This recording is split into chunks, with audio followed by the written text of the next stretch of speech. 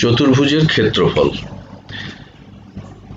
আমরা যে চতুর্ভুজগুলো জানি, নিয়মিত চতুর্ভুজ, সেই নিয়মিত চতুর্ভুজের মধ্যে আয়ত, বর্গক্ষেত্র, রাম্বাস, সামান্তরিক, ট্রাপিজিয়াম এবং কাইট, এদের ক্ষেত্রফলগুলো বের করার একটা অন্যরকম প্রচেষ্টা। এই যে চারটে সমকোণী ত্রিভুজ আছে, এই সমকোণী ত্রিভুজগুলো দিয়ে প্রথমে একটা ট্রাপিজিয়াম বানানো হবে।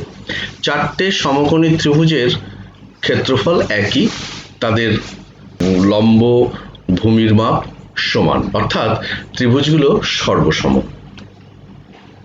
এখন এগুলো দিয়ে যে ট্রাপিজিয়ামটা বানানো হবে, সেই ট্রাপিজিয়ামটা আগে এঁকে নেওয়া যাক। এবার এক একটা ত্রিভুজকে এনে যদি এখানে বসাই, তাহলে ট্রাপিজিয়ামটা সম্পূর্ণ করা যাবে। এবার এই ট্রাপিজিয়ামটার ক্ষেত্রফল নির্ণয় করব। আমরা ধরে নিচ্ছি সমকোণী ত্রিভুজগুলোর ভূমি a একক এবং লম্ব h একক। তাহলে ABCD ট্রাপিজিয়ামের ক্ষেত্রফল হবে চারটে সমকোণী ত্রিভুজের ক্ষেত্রফলের সমষ্টি, অর্থাৎ 4 গুণ সমকোণী ত্রিভুজের ক্ষেত্রফল, 4 into half into a into h, that is half into 4a into h। আমরা এখান থেকে পেতে পারি half into 3a plus a into h। কেন 3a plus a করা হলো 4a কে? আমরা ছবিতে দেখতে পাচ্ছি, আমরা যে ট্রাপিজিয়ামটা বানিয়েছি সেখানে তার ভূমিতে সমকোণী ত্রিভুজের তিনটে ভূমি সংযুক্ত আছে, অর্থাৎ 3a, তাই 4a K 3a plus a করে ভাঙা হলো, এবং এই শেষ এটাও দেখা যাচ্ছে ট্রাপিজিয়ামের উপরের বাহুটা বোঝাচ্ছে। এখন আমরা যদি 3a কে b ধরি, তাহলে আমরা লিখতে পারি ট্রাপিজিয়ামের ক্ষেত্রফল half into b plus a into h।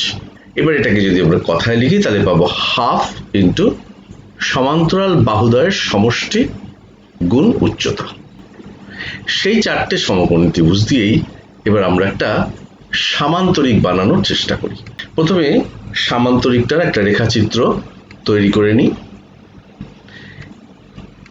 এবার ত্রিভুজগুলোকে একে একে এনে যদি বসাই, তাহলে সামান্তরিক তৈরি করা যাবে।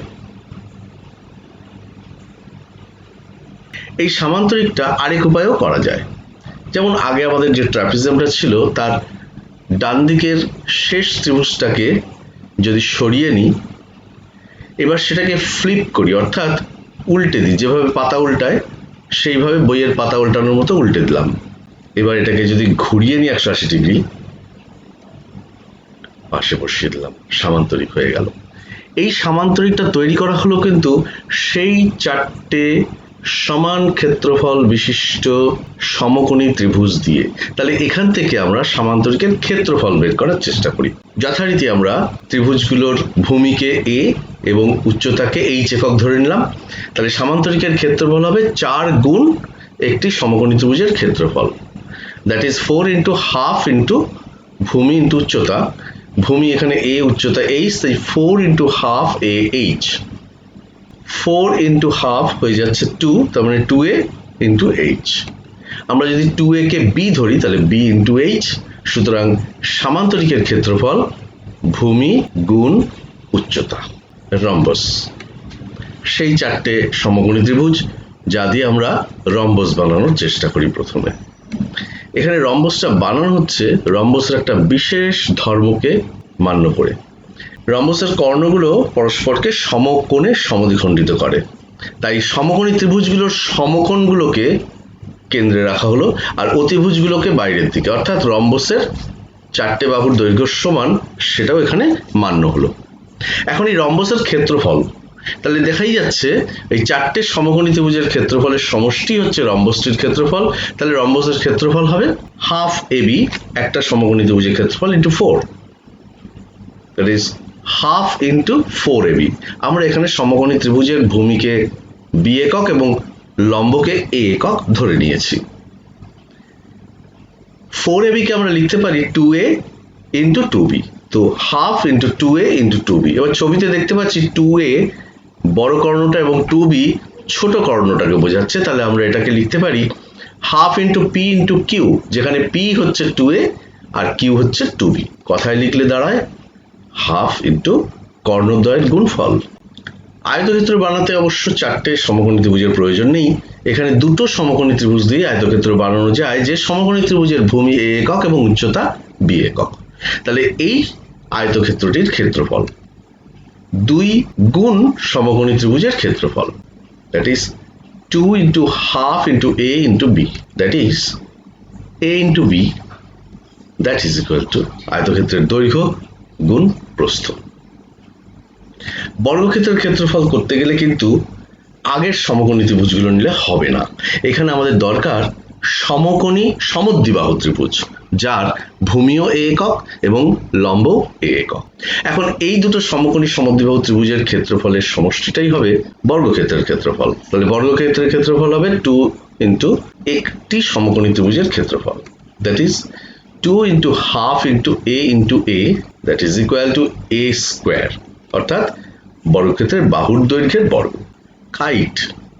কাইট হচ্ছে যে চতুর্ভুজের সন্নিহিত দুজোড়া বাহুর দৈর্ঘ্য প্রতি জোড়ার দৈর্ঘ্য সমান, তাকে বলে কাইট। যেমন এখানে আমরা একটা কাইট আঁকছি, এই কাইটটা আমরা তৈরি করতে পারি 4টে সমকোণী ত্রিভুজ দিয়ে, তবে তার মধ্যে দুটো সমকোণী ত্রিভুজ হবে সমকোণী সমদ্বিবাহু। এই যে লাল এবং হলুদ ত্রিভুজটা, এটা সমকোণী সমদ্বিবাহু, আর নিচের ত্রিভুজ দুটো সমকোণী ত্রিভুজ। এই কাইটের ক্ষেত্রফল কি হবে? কাইটের ক্ষেত্রফল 2 গুণ সমকোণী সমদ্বিবাহু ত্রিভুজ দুটির ক্ষেত্রফল প্লাস 2 গুণ সমকোণী ত্রিভুজ দুটির ক্ষেত্রফল।